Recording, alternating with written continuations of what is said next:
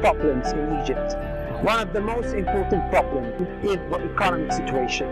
We have a lot of questions recently about this, and today we have a special guest from the United States, Professor Salvatore. He's an economic expert, and we asked him about his opinion about how we can develop the economic situation in Egypt. So let's go to see what he said.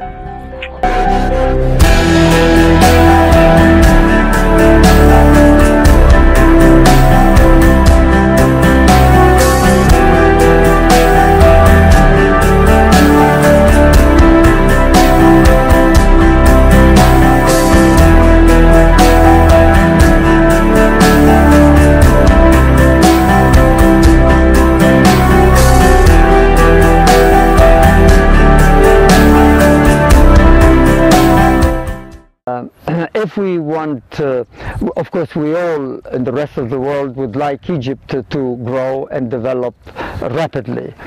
Egypt deserves it. It's a great nation. Unfortunately, today there is so much political chaos, instability, and before that instability is corrected, very likely, almost for sure, that Egypt will not be growing and developing. When there is political instability, a country loses, and then it takes a great deal of time to return to the same level of economic development. Once this political instability is corrected, is eliminated, then Egypt can resume growth. And even though we do not have a general theory of economic development, we do know all the factors that are crucial for development.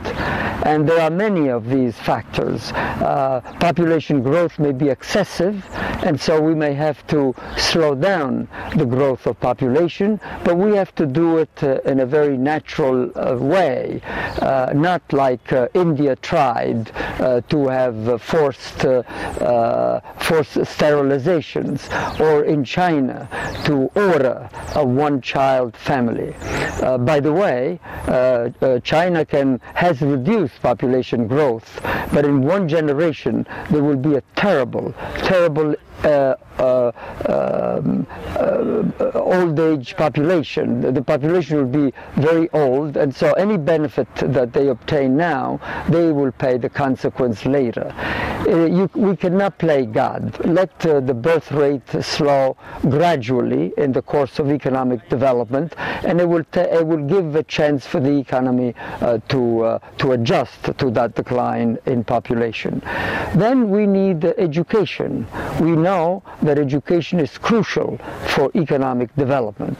But of course, to provide education is expensive, but we have studied, and the studies all indicate that the crucial elementary education should be universal. At least all the people, all the young people should have at least elementary education, and then proceed to high school education and then university. Of course, Egypt is a big country, a big population, and so it can afford, and it should have also, and it does have, excellent university. I myself visited the University of Cairo and the American University in Cairo, and I was impressed with the quality of the education. So education is crucial, because we know that growth depends in a very important way by education. Then a third force is we need investments. But as you know, investments requires a sacrifice to save. The process is, if everybody consumed everything they earned, then there would be very little or nothing to invest. And without investment, its growth is impossible. So we need to save and we need to invest. But it's very difficult to save when a nation is poor. So a nation has to spend almost everything for subsistence, and it's very difficult. Now, Egypt does have some mineral production, petroleum and other, but not very great. Those are gifts of God. Some nations have it and some nations do not. Nations that have it have overcome the weakness of law savings, because they can tax or get international currencies from petroleum exports, and so they don't need to save directly. They can use the earnings from petroleum. However, having natural resources is maybe necessary for development, but it's not sufficient. Notice, for example, Nigeria, with a lot of petroleum earnings from petroleum exports. Nigeria has abandoned agriculture. Look what happened to Iraq, even though it is huge, the second largest petroleum deposits in the world, and it has all the internal strife and corruption, but even much more violence, which prevents development. So we need to reduce population growth, we need to improve education, we need more savings, we need more technology also.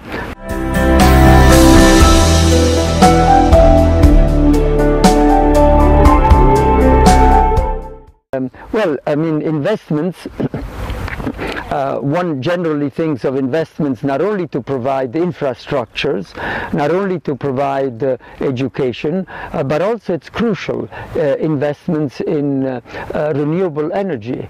The reason is Egypt does not have a great deal of mineral deposits, so, but Egypt is blessed with a lot of sun. That's most renewable energy. I know that solar energy is still not very competitive, but it's becoming more and more so competitive, and when that becomes fully competitive with petroleum energy from petroleum, Egypt can approach development with the same advantages as a country that has petroleum deposits. And we are seeing this coming. Maybe in this decade, solar energy will become fully competitive, and at that point Egypt is as well located for solar energy than any other country, and certainly more than the advanced countries of the northern hemisphere, because civilization really started in this part of the world. And I always remember the northern Europeans, sometimes arrogant that they had developed. They were barbarians when Egypt was constructing the pyramids. So let's not forget, and some of this disadvantage is precisely because development becomes more possible in the northern hemisphere when heating, when air conditioning, and all the aspects that make development possible.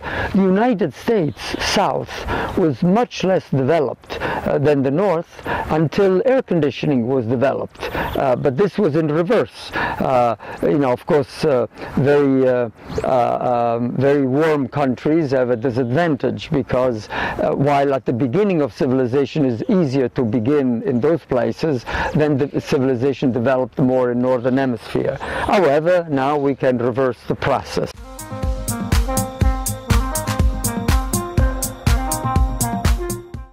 Well, coal, you know, coal is not very clean energy. Now, technology is improving to make coal burning much more cleaner, but it's far different from gas and certainly solar energy. I mean, solar energy is the renewable energy per excellence. I mean, solar energy doesn't pollute. You don't need to do any equipment except the solar panels. They don't create fumes or discharges that are harmful to the environment. But until this develops, Egypt needs energy, and energy from coal that it doesn't have much, and from petroleum which doesn't have sufficient. So at this point it is still cheaper to import coal, and even Europe is importing coal from the United States. But soon the United States will begin to export gas. And of course your neighbors, Libya and Algeria, have a great deal deal of gas, which is cleaner. But of course, it's also expensive and exported more to Europe than to Egypt. So the government is doing very well at the present to import coal for lack of alternatives, but to also develop in the medium run, not 20 years from now, but within this decade, solar energy. That for Egypt will be really a salvation, because it will put Egypt not at a disadvantage from the point of view of energy than other countries which have petroleum, or others that have gas, or others that can import those. But for now, unfortunately, coal is necessary to supplement the other energy forms, and coal is becoming more and more clean energy, but still it's not as clean as gas or solar energy. So then we need, of course, technology, and we need to import technology. 2/3 of the increase in standard of living comes from technological change, and emerging markets now like Egypt are blessed by the fact that they can adapt technology which has already been developed. But even here one has to be careful, because a great deal of the technology is labor saving and capital intensive. Now that is not the technology that Egypt should adapt, because the technology was, a great deal of it was developed in rich countries because labor is expensive, and so the technology is labor saving. So Egypt needs another technology, not less advanced, but which is more labor intensive, because as you know, Egypt has a large population, a great deal of unemployment, and a large population growth. So it needs the creation of industrial jobs, but industrial jobs that provide energy, that provide labor-intensive techniques. So the best way for Egypt to buy technology, to adapt technology, is to get it from other countries which are a bit ahead in the development process, emerging markets that have already adapted the technology of advanced countries that is more appropriate to Egypt. And then of course there is the question of international relations, and that is international trade. Now, developing country, especially Egypt, has been told to develop export industries so that it can earn the foreign exchange to import technology and machinery that it does not yet produce. But the problem is, for example, Egypt could become, and is already, a major textile exporter, but now that it's becoming more successful, advanced countries are putting quotas on Egyptians' export of textiles, and it is really unfair, because Egypt produces the best cotton in the world, high quality, long stem, and rather than export the raw cotton, it could, and it does a little, but it's discouraged from doing more, to produce cloth and then to produce the shirts and other items of clothing, because that will utilize the raw material that Egypt has and create a great deal of jobs. A shirt I have on costs over 150 euros. It is from Egyptian cotton, but Egypt gets only 10-20 euros for the cotton, and all the manufacturing is done elsewhere. There is no reason why Egypt could not do more. It already does some of it, but utilize some of its raw materials, rather than export the raw material, to utilize it to start and to pursue the process of industrialization. So the international trading system sometimes discourages this. First we tell Egypt, you have to start industries in which you can become very efficient. Egypt has now become very efficient, and now they put quotas on the exportation of Egyptian clothing. And of course Egypt also suffers, as all emerging markets, from the competition from China. China is taking over that industry, away that industry, and it goes to South Africa, and now to Nigeria. It controls and then takes the quota of South Africa and Nigeria to export textiles in competition with Egypt, Brazil, and other countries. So, to conclude, we know all the items, all the forces that are crucial for economic development. We know what they are, and a country can move up the development process by pursuing these forces, slowing down population growth, improving education, increasing investments, especially in renewables, in obtaining foreign technology, adapting it to the conditions, especially to create jobs, and to try to work with other developing countries to change the international trade system, which provides most of the benefits to advanced countries and not as many to the emerging markets. And of course, all to watch competition from China, because sometimes they have advantages, being much larger in size, to have special trade privileges that other countries like Egypt do not get. So we in the West look at Egypt with great hope that they can pursue development and soon can become one of the richest among the emerging markets economies.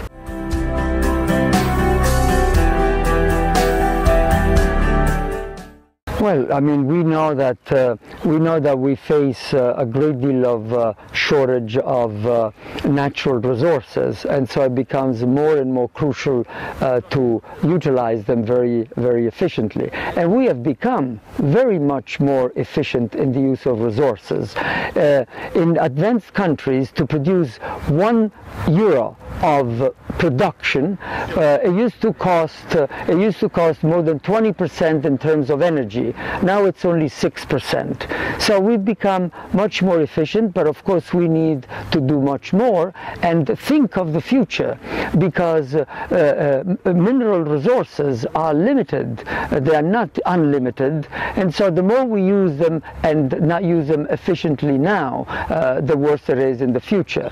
But what is one of the greatest shortages that we are already face around the world, again for sustainability, is water. Water resources are becoming it's like the petroleum of the 21st century. Water is becoming so important that, for example, California was desert. They diverted the Colorado River in order to produce all sorts of vegetables in the desert. But now there is not enough water for people to consume. And so the question is, farmers will have a much more limited amount of water in the future, and it is crucial to utilize more. To give you an example, 1 cubic meter of water in Israel is used so much more efficiently than all the other countries. And if one could say, if all the other countries could use water as efficiently, look how much more efficient, how much more value we will get in the use of water. So food, we had the Green Revolution, which made possible for developing countries to feed themselves when before there seemed to be no hope. So we need to continue to improve the efficiency and the use of resources. I mean, we had cotton. Now we also have nylon. We had fibers and other fibers and leather. We now have plastics. In other words, we are developing new resources at the same time as we need to use more efficiently the limited amount of resources. The Shah of Iran used to say, I know how much petroleum we have. There are two ways of using it, either in the next 50 years gradually, or in the next 20 years and become as developed, as rich and industrialized as Germany. But of course, we know what happened to the Shah of Iran, and Iran again is, but coming back to Egypt, Egypt obviously has a large population, a very fast-growing population, and therefore becoming more efficient, not only in the use of its limited resources, water and other resources, and the new dam that allows more irrigation can be, but has to be very careful, because at the same time there is an environmental impact, as we saw from the Three Gorge Dam in China. So once again, to conclude, we wish Egypt the success that it needs, and if the world should be ready to help, not only in giving aid, but in allowing Egypt to export the products that it's increasingly being able to produce efficiently. Finally, I hope you enjoyed our video today, and for more videos please follow our page on Facebook, Sustainable Future, and see you soon.